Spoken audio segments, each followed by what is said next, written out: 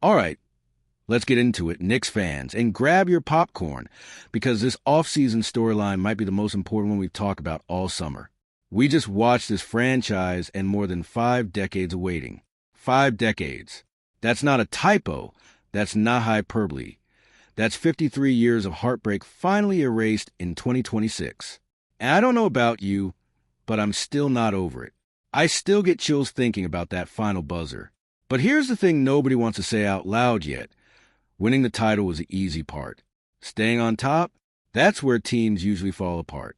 And that's exactly why this next move the front office makes could either build a dynasty or blow the whole thing up.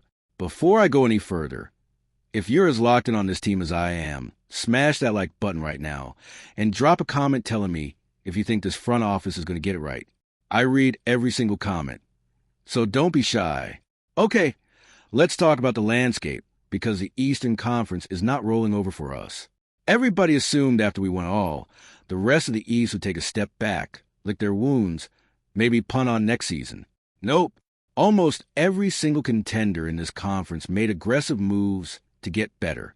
Giannis Antetokounmpo, the same Giannis who used to terrorize us in Milwaukee, is now wearing Miami colors. Let that sink in for a second. The East just got another top 5 player added to an already dangerous roster, and he's staying right here in our conference to make our lives difficult. So naturally, some analysts have been breaking down every East contender, trying to figure out who has real staying power over the next few years, and who's basically running on borrowed time. And listen, I went through this breakdown myself, and honestly, as a Knicks fan, I walked away feeling pretty good. Not comfortable, not relaxed, but good. Here's why. Teams like Detroit and Orlando are being talked about as squads that could get dismantled and dropped into second-tier status. Jalen Duren's restricted free agency situation in Detroit isn't exactly inspiring confidence either. So scratch those two off as long-term threats, at least for now. Then you got the group that everybody's scared of on paper. Boston, Cleveland, Toronto, Miami, Philadelphia, and us. Yeah, we're in that tier too, don't get twisted. But here's the difference. Every single one of those other teams has a giant question mark hanging over their head, and it's usually the same 2 words: age or injury. Jason Tatum is still working his way back from a torn Achilles. That's not something you just bounce back from in one summer. Cleveland got Donovan Mitchell turning 30 before next season even tips off, and James Harden is already 36 years old. 36. Toronto might land Kawhi Leonard in a trade and instantly become terrifying. I'll give him that. But Kawhi is 35 now, and we all know his injury history reads like a medical textbook. Miami just got Giannis, sure, but he's dealing with lingering calf issues that never fully went away in Milwaukee. And Philly? LeBron James is turning 42 in December. 42 years old, and still expected to be a difference maker. Respect to the man, legitimately, but come on.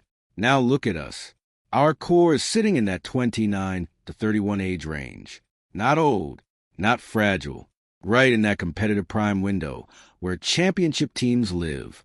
So if you're comparing us to literally every other contender in this conference, we're actually one of the healthiest, most stable groups out there.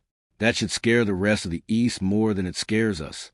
But, and this is a big but, none of that matters if we can't keep our own guys together. And that brings me to the real story here, Karl Anthony Towns. This man was an absolute problem on both ends of the floor during our championship run. Two-way impact. Stretch the floor, protect the paint when it mattered, show up in the biggest moments. And guess what? He's the only starter from our title-winning 5 who isn't already locked up long-term. Brunson, Bridges, and Nunaby, all under contract through at least next season. Josh Hart's got a player option that basically guarantees he's sticking around too. Towns? He's got a player option for 2027 to 28, which means this whole thing could get complicated fast if we don't get ahead of it. Think about what a new extension actually means here. If the front office and Towns camp get something done this offseason, that's essentially the entire championship core locked in together for at least another full season, maybe longer. That's not just good business.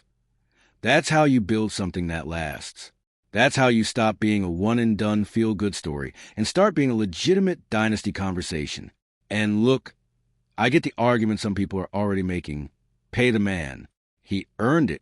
He balled out in the biggest moments of his career, and the numbers should reflect that. I don't disagree even a little bit. But let's be real about the modern NBA for a second. We just watched Victor Wembanyama, the guy who literally went head-to-head with us in finals, take a team-friendly max deal specifically to help San Antonio stay flexible and keep building around him. That's the new playbook for stars who actually want to win. And here's where I need you to think about this from every angle, because I'm not just going to sit here and tell you everything is perfect.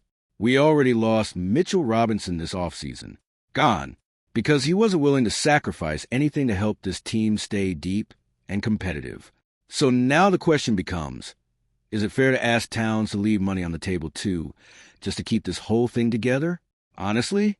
No, it's not fair. Nobody should have to underpay themselves in their prime, because a franchise needs cap flexibility. That's a broken part of this league, not a Knicks problem specifically. But, and I hate saying this, it's the reality of today's NBA. And New York has something almost no other market can offer a superstar: the endorsements, the exposure, the brand power that comes with playing right here in this city, especially after finally winning it all. If any team can make that trade-off actually worth it for a guy like Towns, it's us. So here's where I land on this. As a fan who has waited his entire life for a moment like last season, I think Brunson, of all people, is probably the guy who can have that conversation with Towns. Convince him that taking a little less now sets this whole core up to run it back, and maybe run it back again and again. Because if this front office gets this extension done, we're not just talking about defending a title next year. We're talking about a genuine multi-year window while half the conference is dealing with aging legs and recovering Achilles tendons. This is the moment, Knicks fans. This is a decision that decides whether we were a great story for one season, or whether we just became the new standard in the East for years to come. Now I want to hear from you. Drop a comment right now. Do you think Karl-Anthony Towns takes a hometown discount to keep this core together? Or do you think he cashes in and forces some tough decisions this offseason? Let's talk about it down below.